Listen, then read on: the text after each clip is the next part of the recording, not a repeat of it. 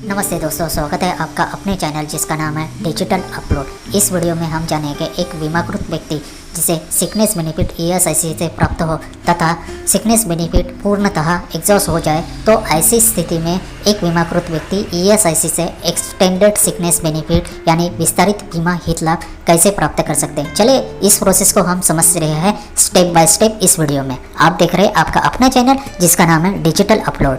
बीमाकृत व्यक्ति को एक्सटेंडेड सिकनेस बेनिफिट यानी ईएसबी प्राप्त होने के लिए 91 डेज का सिकनेस बेनिफिट ईएसआईसी से प्राप्त होना बहुत ज़रूरी है तथा 91 डेज सिकनेस बेनिफिट ईएसआईसी द्वारा पे करने के बाद यदि बीमाकृत व्यक्ति उस बीमारी से अनफिट होता है तो ऐसी स्थिति में ईएसआईसी द्वारा 34 डिजीज़ की लिस्ट जारी की जाती है। तो किसी एक डिजीज़ में उसकी बीमारी आनी चाहिए ताकि ईएसआईसी से वो सिकनेस एक्सटेंडेड सिकनेस बेनिफिट के लिए पात्र हो सके।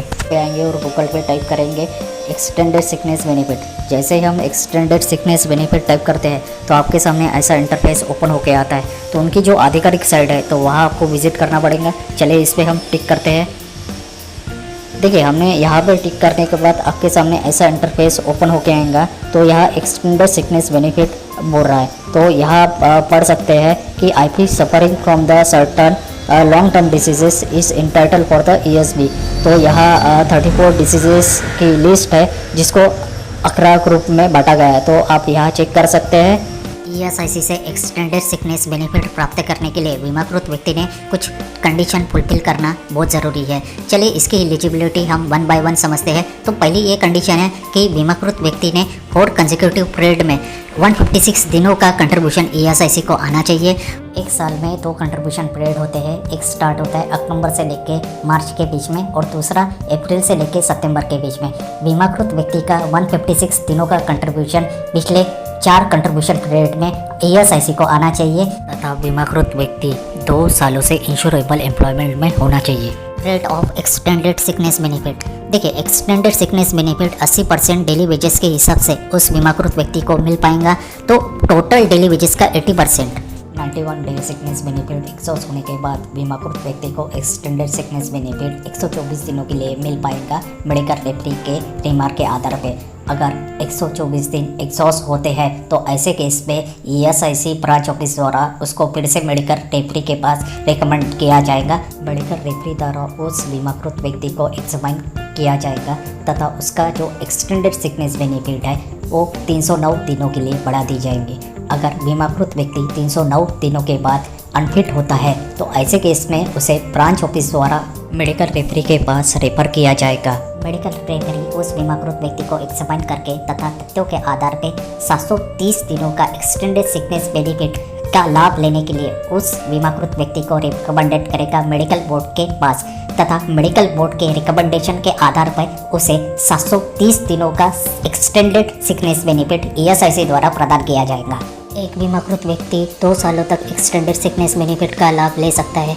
अगर बीमाकृत व्यक्ति की इस पीरियड के दौरान मृत्यु होती है तो उसे ईएसआईसी द्वारा दिया जाने वाला एक्सटेंडेड सिकनेस बेनिफिट स्टॉप किया जाएगा। बीमाकृत व्यक्ति की आयु 60 साल होने के बाद उसे ईएसआईसी द्वारा एक्सटेंडेड सिकनेस बेनिफिट नहीं मिल पाएगा। 3 साल का ईएसबी पीरियड एग्जॉस्ट होने के बाद बीमाकृत व्यक्ति को ईएसआईसी से मिलने वाला एक्सटेंडेड सिकनेस बेनिफिट स्टॉप किया जाएगा।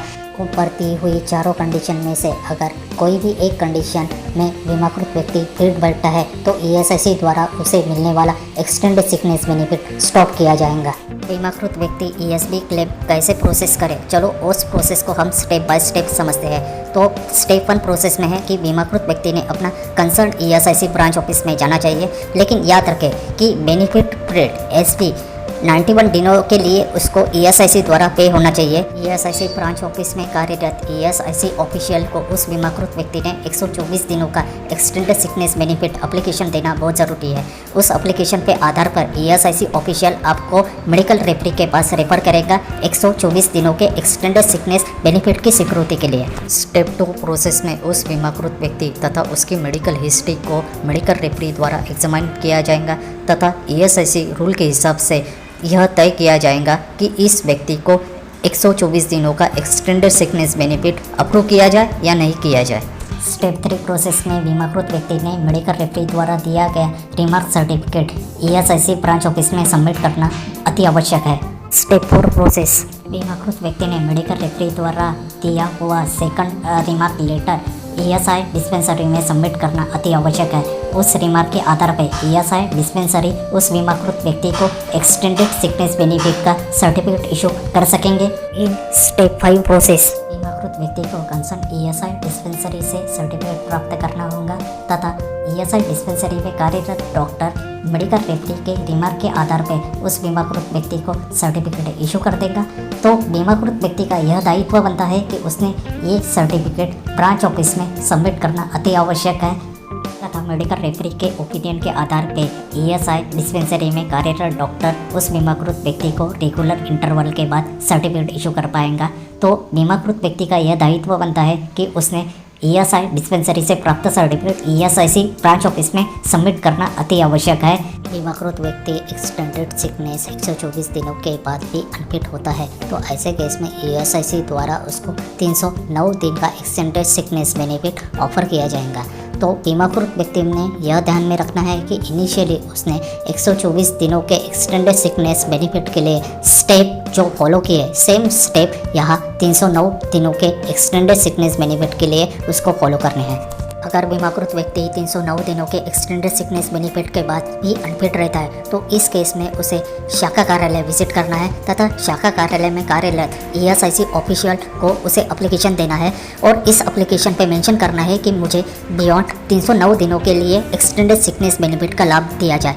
तो शाखा कार्यालय में कार्यरत ईएसआईसी ऑफिशियल द्वारा उसका जो एप्लीकेशन है तथा रिक्वेस्ट एप्लीकेशन मेडिकल रेफरी को फॉरवर्ड किया जाएगा। मेडिकल रेफरी उस बीमाकृत व्यक्ति को तथा उसकी मेडिकल हिस्ट्री को एग्जामिन करके तथ्यों के आधार पर उस बीमाकृत व्यक्ति का केस मेडिकल बोर्ड के पास फॉरवर्ड करेगा ताकि मेडिकल बोर्ड अपना रिमार्क दे सके।